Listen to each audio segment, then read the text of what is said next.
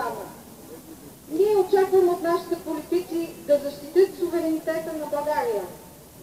В нашата история сме имали чуждо военно присъствие единствено, когато сме губили войни и територия и не искаме това да става отново. Градски съвет на Българския антифашистски съвет София. Благодаря. А сега има думата Александър Иванов, който е от град Чернигов, Украйна, иначе етнически българин, предполагам. Скъпи приятели, благодаря ви, че в този хубав слънчев ден сте тук, а не някъде на топло вкъщи или да се занимавате със своите работи. Ние тук сме под мирно небе.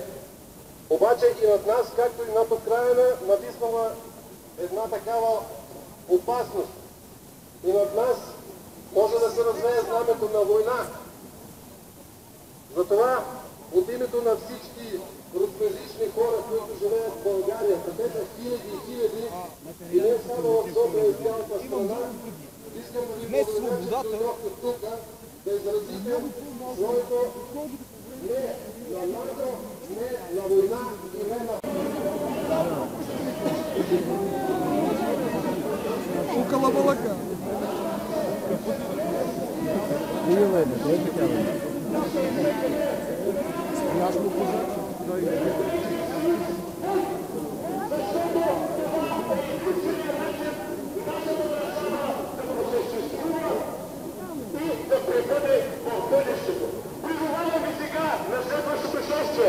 Да се подредим и да направим едно стегнато шествие, както само ние, българите, можем да го направим. Благодаря ви.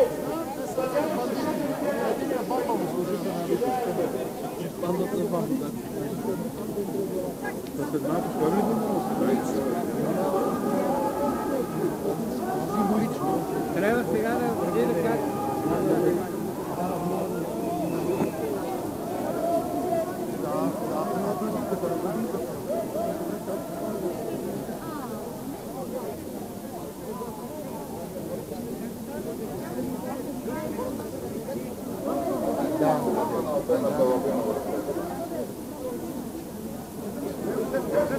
Здравейте на всички, аз съм горда, че съм тук сред вас.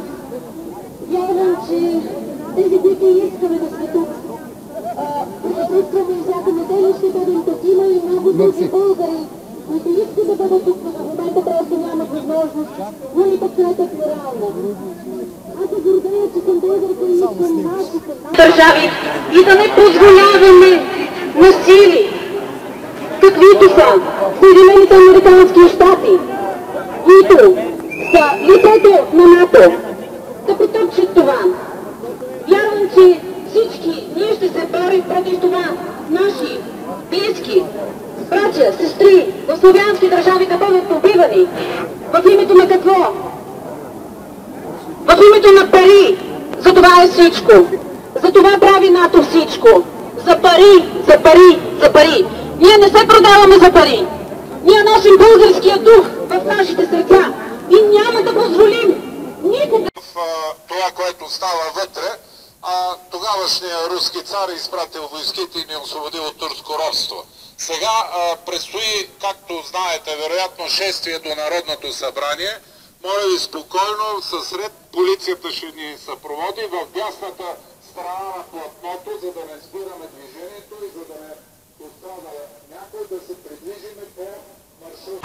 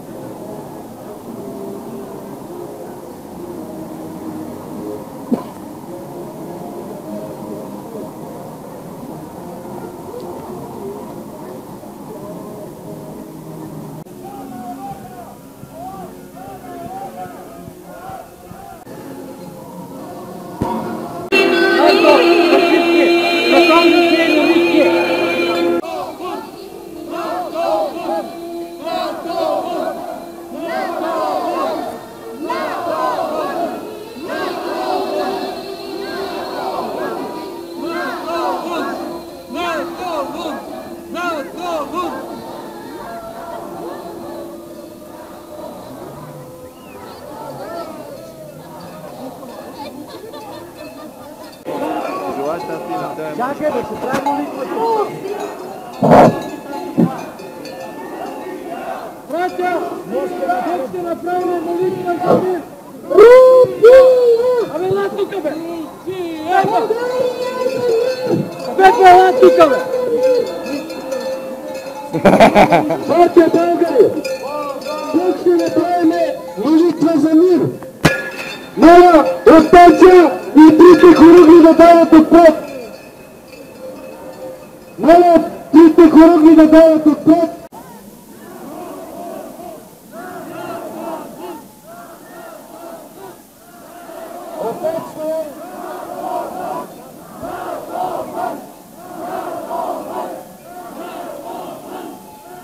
Братя българи, сега ще направим молитва за мир. Молим се, Господи Исусе Христе, помогни да има мир в България, Украина, Русия, в Сирия и в целия православен свят. И всички брати и сестри и мусулмани, да се обичаме да бъдем едно, защото ние сме дано нашия Всевишен Бог, понеже сам ти си рекал, всичко каквото да пускате в молитва, вярвайте, че ще получите на цяла България, над Русия, Украина и Сирия, да няма война, да няма кръвопролитие, мир, благоденствие. Молим се, Господи, чуй ни, помилвай, Господи, помилвай. Избави, Господи, на Сирия и целия православен свят, и братите мусулмани също. Запази ни от война, искаме мир, Господи, запази ни от скръб, нужда, за да прекараме тих и спокоен живот. Защото ти си...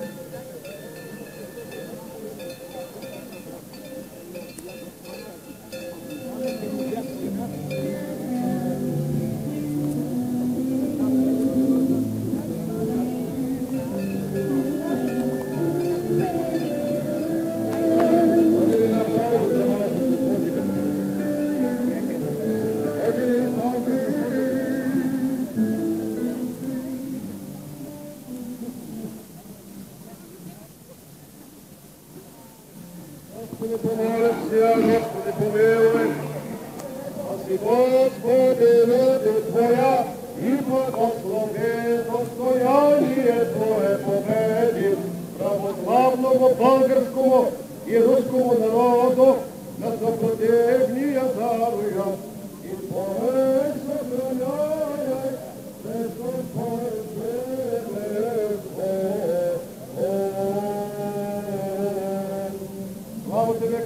Боже, опование наше, слава Тебе, слава от Твоя силе, Святому Духу.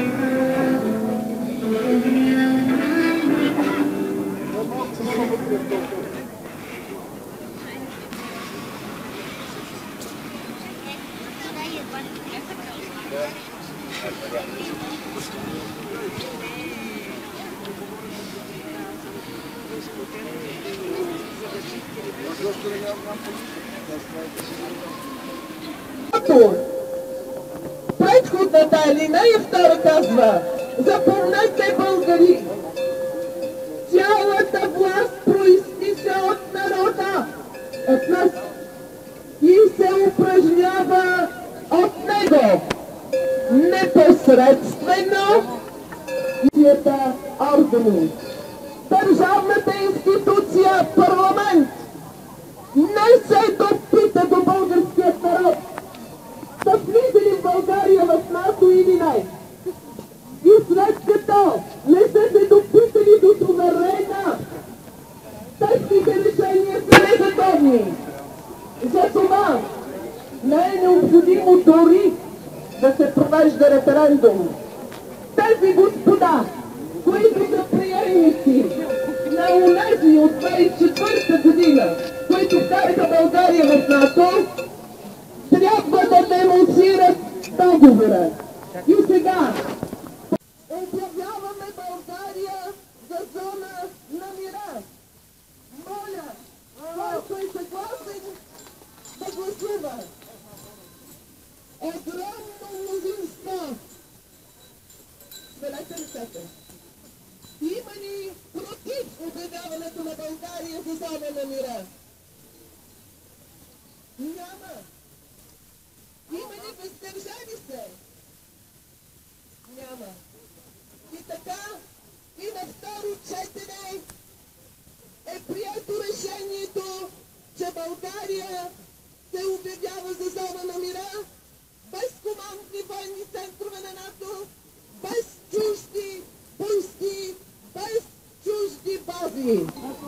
Българската армия трябва да се върне на българската територия. В заключение ще ви кажа, че нашето събрание има огромна тежест, тъй като управляващите България 25 години я вкараха в кривия път на унищожение и заличаване от историята. То ние суверена, когато управляват срещу нас във вреда на суверена, ние можем и да не се подчиняваме на техните решения. Можем да минем в гражданско неподчинение, да не плащаме данъци и такси. И това е закрепено в международни правни норми, включително член 6 на Европейската конвенция. Член 6 на Европейската конвенция казва: когато управляващите управляват във вреда на управлявания народ, народът може да не му се подчинява. Давам думата. България! България за мир! България за мир против българи. 25 години. Колко митинги се проведаха? Партийни и непартийни, граждански, сороски и всякакви. Можем ли за първи път да покажем, че българският народ може да бъде обединен? Заедно всички организации граждански, надпартийни, всички партии на България. Обаче шествието, запомнете, и митинга е надпартийно. Надпартийно шествие. Обаче целта е да обединим всички партии, всички организации и да не допуснем този път Сорос, т.е. Централното разузнавателно управление със своята машина, със своите инструменти на финансиране и други лостове, чрез фалшивите български медии, които обслужват техните интереси, да не допустим никой да изкриви каузата, докато победим. Съгласни ли сте? Вярвате ли? Аз като българин, ще си позволя и като бивш единство!